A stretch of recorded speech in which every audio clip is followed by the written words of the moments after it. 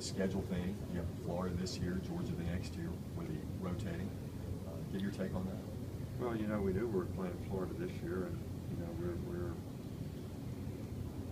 we're excited about the opportunities that we have, and those are great teams and great programs, and I think our players look forward to the competition, and they'll be very tough games. And I'm still of the belief that we should play more conference games, and I think we don't play Florida again until like 2022 or whatever after next year, which I think our players come to the SEC to play SEC schools. So Florida has a great program, and that's one of the games that our players look forward to playing. So I wish we could play the teams on the other side more often. And Coach, you look, and Auburn will have waited 8 years to play Florida. A&M isn't going to a historic venue like Neyland Stadium until 2023. LSU doesn't go to Georgia for 11 years. When that sinks in with everybody, will that be the impetus for change? Because it looks like they're not taking the fans' best interest at heart with so many years. Well, I'm not here to be critical of anything that's been done. I've been saying all along I wanted to play 9 games, and I wanted to keep our game with Tennessee because it's an important game, and play 2 teams on the other side so that the players would play more teams faster, and it would be like a 4-year rotation or whatever, and everybody would have a chance to play everybody, in their career, or just about everybody. So I'm not changing anything. I'm still singing the same song I was singing a year ago, and I still believe it's the best thing for the league. But but that's my opinion. There's a lot of other people that have a different reason, and most of that reason comes for winning 6 games. And if we play another SEC game, that's 7 more losses. Well, I've also talked about the fact that I don't think that you ought to have 6 wins to have to go to a bowl game. That they're going to take the top 12 teams and put them in these bowl games that are championship bowl games, and the committee's going to pick who plays in those games. So why don't they just pick all the games like they do the basketball tournament? I mean, what would be wrong with that? And if you played a really good schedule and only won 5 games, you still could be bowl eligible. So, and I think until we do something like that, nobody's going to be interested in playing more good games.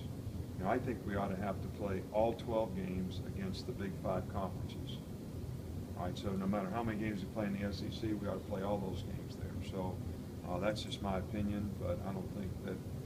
I think there's so much emphasis on, the championship game and the playoffs that more teams would be involved, because you could lose a game or 2 if you played a really strong schedule and still have a chance, and your fans would have interest that you still might have a chance to get in the mix. So that's just my opinion. I guess it's been in the NFL. We had 32 teams, and we all played someone in those 32 teams.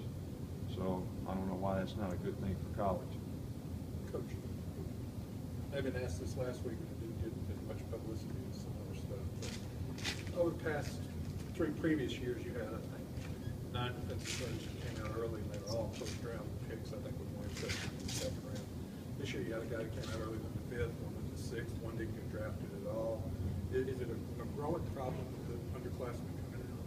Well, I don't think there's any question about it, and I'm, anxious to see if we can do something with the NFL Players Association, get organized a little bit here in college. That we've gone from 50 guys 3 years ago to 102 guys total this year that signed up and went out early for the draft, and 36 of those players didn't even get drafted. Only 30 of them got drafted in the first 2 rounds. So, my theory, if you're a first-round draft pick, go out early, and if you're not, you should stay in school. But more and more people are being convinced by agents and other people out there that, the faster you go out to the NFL, they minimize the value of getting an education, that you get your next contract. Well, but they don't tell them the part that if you're a 5th-round draft pick, you only got about a 30% chance of getting a 2nd contract. And if you're a 6th-round draft pick, it's less than that. So, I think that, culture has changed. Football has, as a developmental game, I don't even think that the people in the NFL want all these guys to come out for the draft. I mean, I think if a guy's a 1st or 2nd-round draft pick, they probably know that those guys can help their team probably right away. But all these other guys, they would rather stay in school, develop, be higher draft picks next year, have a better chance to make the team, have degrees, so if they don't make the team or get hurt, they have something to fall back on. It just makes too much logical sense. All right, but there's a lot of agents out there that are convincing guys to come out early that have no business of coming out. And, you know, now I have parents calling me saying, well, I wish you'd have told me this. I told you this. I told you all this. I came to your house and did a home visit and told you this. So there's no reality here. It's like I'm going to go to the combine and light it up, and I'm going to go from the 5th round or the 6th round to the 2nd round. That doesn't happen. It happens the other way more often. You go to the combine and you're not as good as you thought you were compared to everybody else. So I think this is a dose of reality that everybody needs to look at, and all players need to look at, and hopefully they'll learn from it. Do you use a guy like CJ as a counterexample? You show it, prospects, people thinking about it, hey, came back for his senior year, 13th overall pick. Is that the argument you make? Well, you know, we've had, you know, Mark Barron did that and became the 7th pick. You know, CJ did it.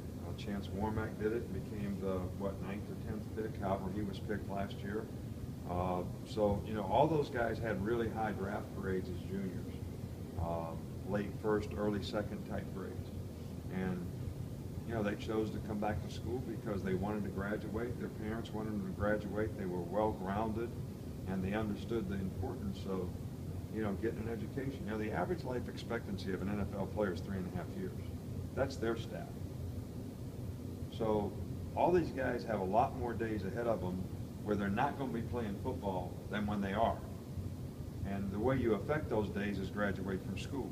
And there's a logical order of things. You know, you go to high school, then you go to college, and you go try to play professionally. Well, now we got the basketball mentality. We're going to go from high school right to the NBA. We're going to go from high school right to the NFL. Well, you know, I'm not sure that that's the right way for any of them. All right, but, you know, that's just my opinion. You're expecting most of the guys from this signing class to be in for the first part of summer session? We'll find that out when we get final grades in. All right, we haven't got that information yet. I think we may have one guy that may need to go to summer school, but I'm not 100% sure of that right now. And we may have somebody else too, but I'm just not sure. A player like Rashawn Evans, you know, with getting that fast twitch pass rush, is there, what is, for a player like him, what do they have to do to impress you right away to maybe get on the field? Well, I don't think they have to impress me right away. They've already impressed me. I mean, that's why we recruited them. I think what they have to do is have the maturity to focus on what they need to do to be good players in our system, which means they need to learn what to do, how to do it, why it's important to do it that way, and have a little patience with themselves to give them a chance to learn that. And, you know, too many people put pressure on themselves to, I want to play, I want to play, I want to play. Well, how about I want to be the best player? I want to be the best player, and focus on what they need to do to be a good player, and then they'll play because of it. And that's what we want Rashawn Evans to do, and that's what we want all of our freshman players to do. All right, one more. Nick, we all think you're a nice guy, but SI.com has listed you and Coach Kiffin on a list of most disliked people in sports.